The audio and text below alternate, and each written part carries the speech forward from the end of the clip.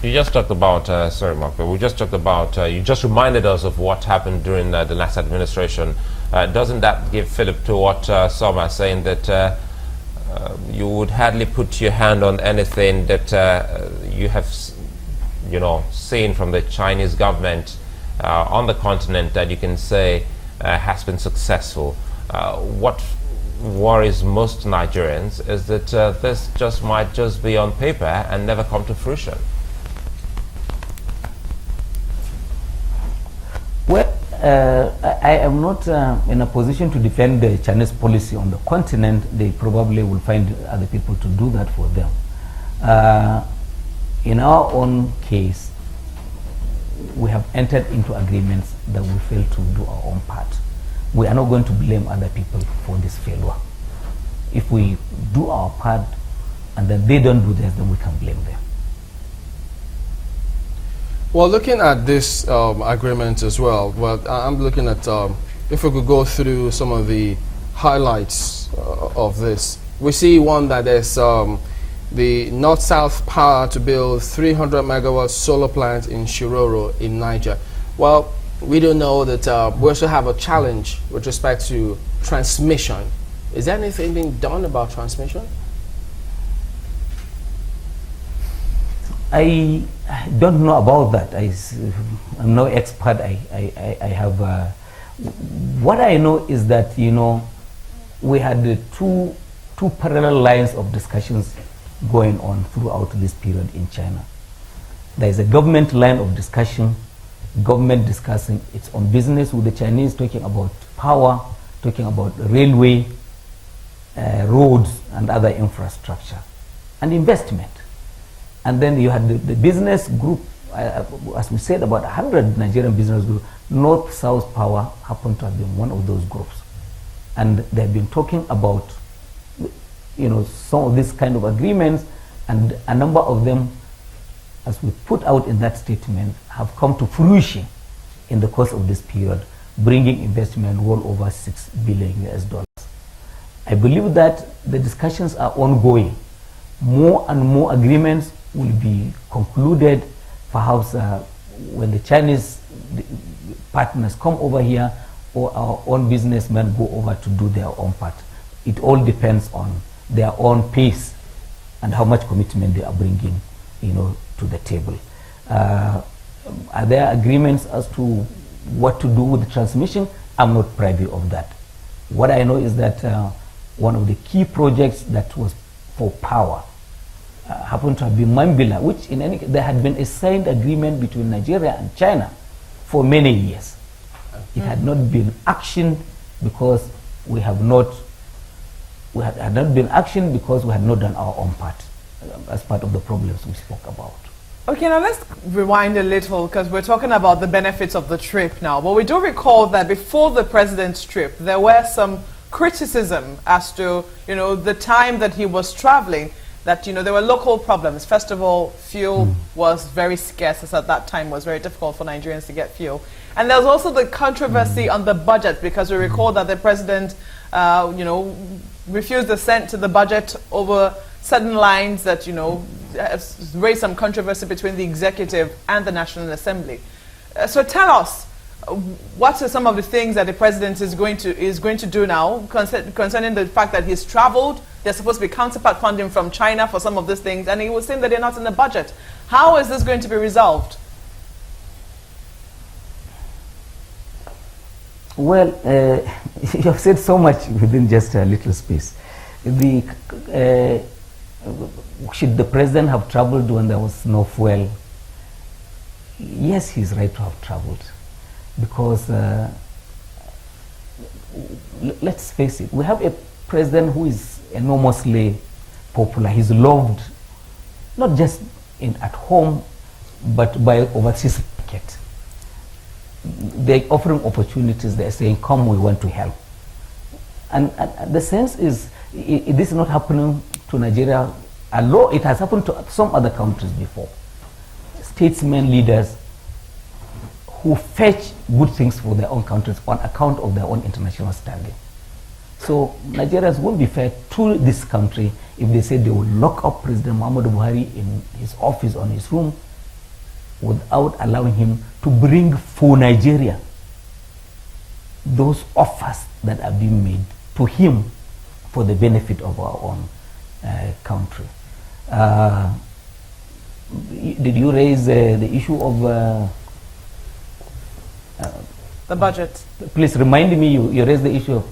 you know, I have to first of all... Yeah, okay, you said the budget... Please go ahead. Well, you know that the budget is being discussed, and clear indication, as you saw at the beginning, was obviously there were disagreements and things that needed to be fixed. Obviously, some of these are very technical in their nature. The president doesn't possibly have to be on the table for those things to be discussed. Even when he was not around, these discussions, the engagements had been going on, and I believe that the resolution will be reached very soon. Okay, now let me, you know, apparently I think I asked two questions in one unknowingly. But first of all, let's take you up on the response to, you know, the president going out to go and get, you know, investment into the country at a time when people thought that he should sit at home and, you know, sort out the fuel dispute. Now, you've said that he's going to be getting, you know, goodwill, some of the goodwill that's coming to us. He has to be able to harness that to, you know, to solve local problems. So a lot of people feel that he's gone to too many countries within such a short space, and there's very little yet to show for all of his trips. How do you respond to that? Well, you know that opinion obviously would have to be divided. You give it to Nigerians. It's a democracy, freedom of speech and expression, and all of that. The president, in his acceptance, the day he was inaugurated, the last line of that speech he read was to say that this country had a chance, let's seize it with both hands. The sense we have is that this is a government that has enormous international goodwill that can be harnessed for the benefit of the country. It's not for the president personally. A lot of these journeys entail much discomfort. Do you know, he started his journey from Ethiopia, from China at about 5 or so p.m. He arrived home 3:30 a.m. on Saturday morning. So the whole night he was in flight. I mean, this is time that the president could as well have been resting. So it takes a toll on him, on everyone, but because the commitment is to the nation, I think that people have to give it to him. Then the world wants to assist Nigeria, and who says there are no benefits? I just take one example, and I like to make the point when I illustrate the fact that I come from Kano. It's not long that in my own town in Kano, we rushed home by 6 p.m. because it wasn't secure to be on the street after 6 p.m. Boko Haram will kill you. They will bomb places. All of that has been pushed back, even for the effect that has been achieved on the matter of war against terror. The president has said it.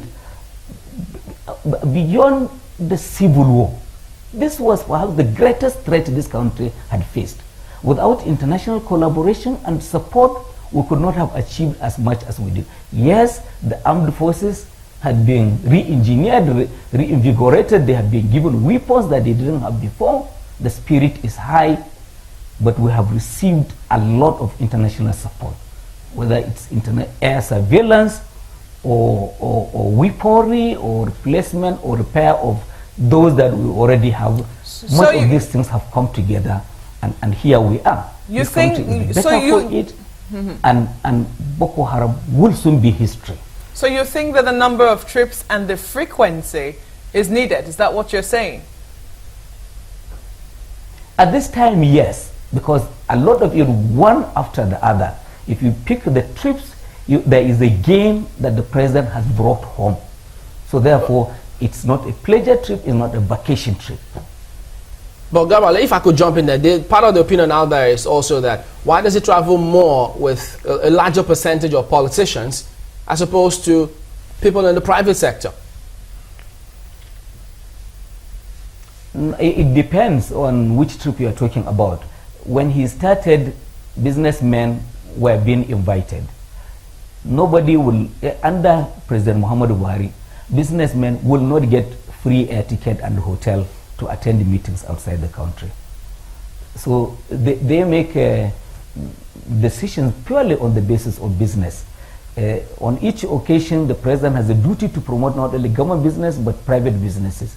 And the NIPC, the Export Promotion Council, and the Trade and Investment Ministries, they have been issuing invitations to businesses. I am aware of that, but I know that in the past, government had done the duty of issuing tickets to some businesses and the hotel.